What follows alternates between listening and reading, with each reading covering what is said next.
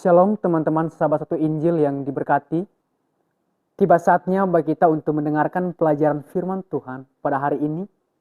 Semoga teman-teman sahabat satu Injil diberkati selalu, baik lewat pelajaran ini, dan kemudian diberkati secara jasmani maupun secara rohani. Pada hari ini, saya akan membawakan pelajaran dengan tema hukum Taurat dan hukum Kristus.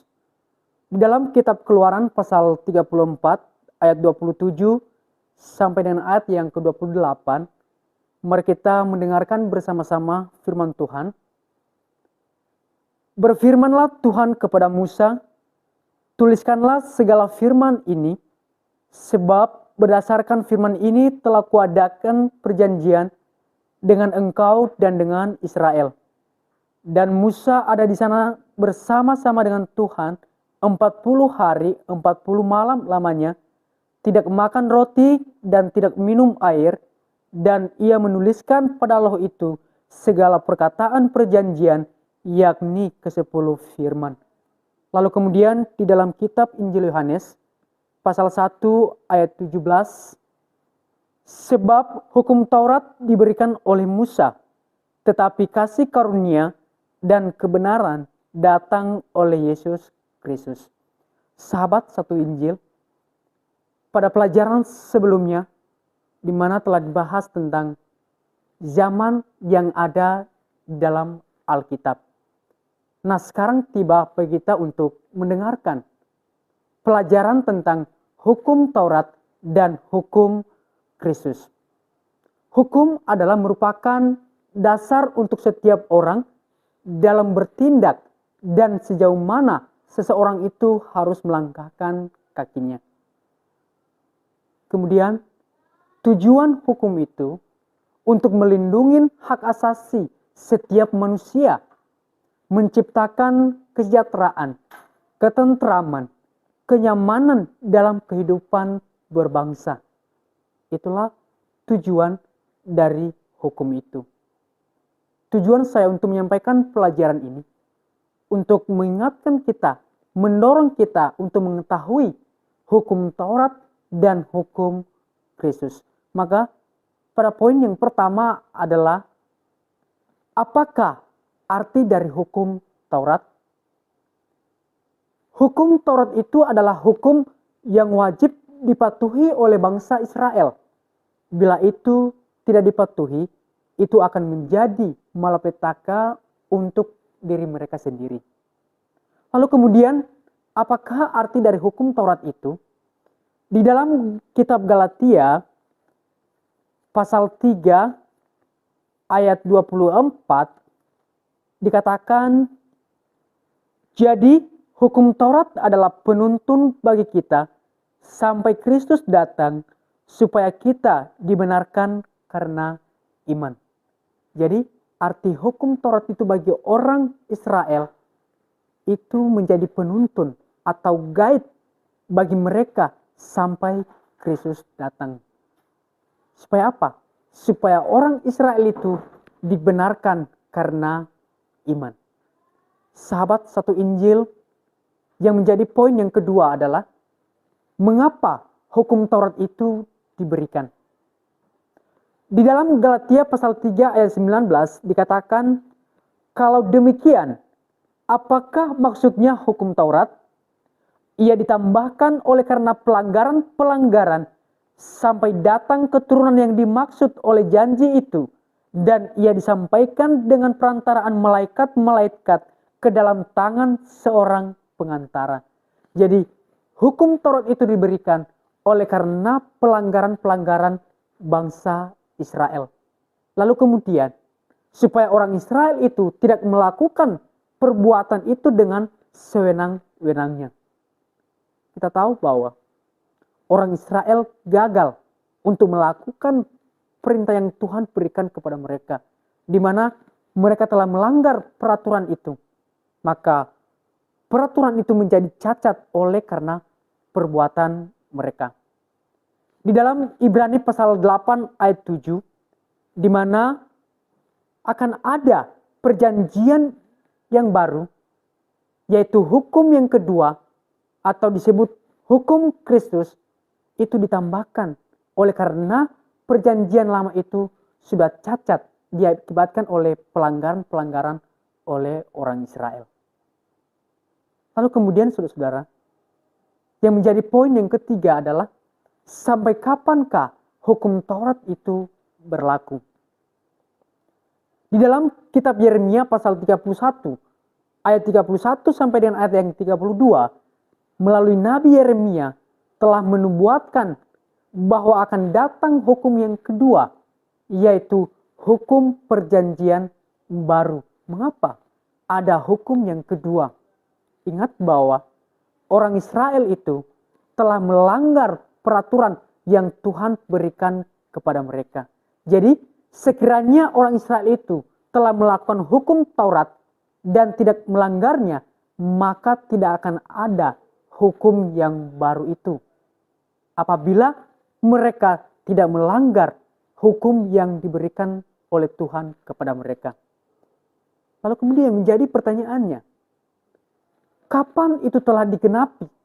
Atau sampai kapankah hukum Taurat itu berlaku? Di dalam Galatia pasal 3 ayat 23 sampai dengan ayat yang ke-25, di mana hukum Taurat itu berlaku ketika iman itu sudah datang. Jadi iman itu ditunjukkan kepada Kristus. Nah sekarang dalam ayat 25, di mana iman itu sudah datang. Jadi orang Israel tidak berada di bawah pengawasan penuntun. Karena apa? Karena Kristus sudah datang. Lalu kemudian Yesus datang ke dunia ini bukan untuk meniadakan hukum Taurat, tetapi ia datang dalam dunia ini untuk menggenapi hukum Taurat. Dalam kitab Matius pasal 5 ayat 17 sampai dengan ayat yang ke-18. Lalu kemudian saudara-saudara, sampai kapankah hukum Taurat itu berlaku? Di dalam kitab Efesus pasal 2 ayat 15 sampai dengan ayat yang ke-16, di mana Yesus dalam keadaannya sebagai manusia, ia mati di atas kayu salib, ia telah membatalkan hukum Taurat dan peraturan yang telah diberikan Tuhan lewat perantaraan Musa kepada orang Israel. Tuhan sudah membatalkan. Tuhan sudah menghapuskan. Sehingga orang Yahudi dan bukan Yahudi, mereka hidup di bawah hukum Kristus. Lalu kemudian, yang menjadi poin yang keempat adalah, apakah hukum Taurat itu berlaku kepada orang Kristen masa kini? Jawabannya tidak. Mengapa? Karena hukum Taurat itu hanya diberikan kepada orang Israel. Di dalam kitab Ulangan pasal 5 ayat 1 sampai dengan ayat yang ketiga, dan kemudian kitab Keluaran pasal 34 ayat 27 sampai dengan ayat yang ke-28, di mana Allah telah mengikat janji baik itu Musa maupun orang Israel. Lalu kita hidup di bawah hukum mana? Nah, sekarang orang Kristen masa kini, mereka hidup di bawah hukum Kristus, adalah hukum kasih. Di dalam Matius pasal 22 ayat 34 sampai dengan ayat 40, di mana orang Kristen hidup di bawah hukum Kristus. Jadi ketika kita hidup di bawah hukum Kristus, maka tidak akan ada lagi di dalam kehidupan kita, baik itu dendam, baik itu kesombongan, iri hati, dengki, mencuri, dan segala jenis kejahatan lainnya, itu tidak ada lagi di dalam kehidupan sebagai orang Kristen. Karena apa? Karena kita memiliki kasih, yaitu hukum Kristus. Yang menjadi pertanyaannya, apakah kita berdosa bila kita tidak berada di bawah hukum Taurat? Di dalam kitab Roma pasal 6 ayat 15 sampai dengan ayat yang ke-19 dikatakan, jadi bagaimana? Apakah kita akan berbuat dosa karena kita tidak berada di bawah hukum Taurat, tetapi di bawah kasih karunia? Sekali-sekali tidak. Justru oleh hukum Tauratlah orang Israel itu mengenal dosa. Tapi apabila tidak ada hukum Taurat, maka kita juga sebagai orang Kristen tidak mengenal dosa, baik itu orang Israel. Jadi kita tidak berdosa apabila orang Kristen masa kini tidak berada di bawah hukum Taurat. Jadi kalau kita mengikuti dua hukum, baik itu hukum perjanjian lama maupun itu hukum perjanjian baru, maka secara rohani kita berzina. Dan kalau kita mengharapkan hukum Taurat, maka kita berada di luar kasih karunia. Dengan kata lain, kita tidak diselamatkan.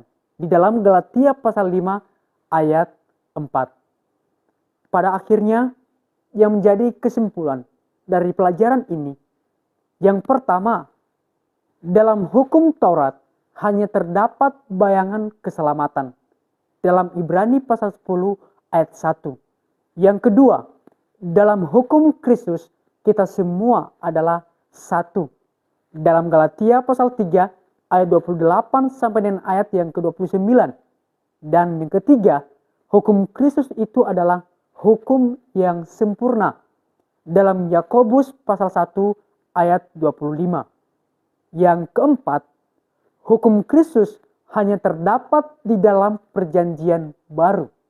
Dalam kitab Yohanes pasal 1 ayat 17 dan pasal 17 ayat 17. Sahabat satu Injil, demikianlah pelajaran ini.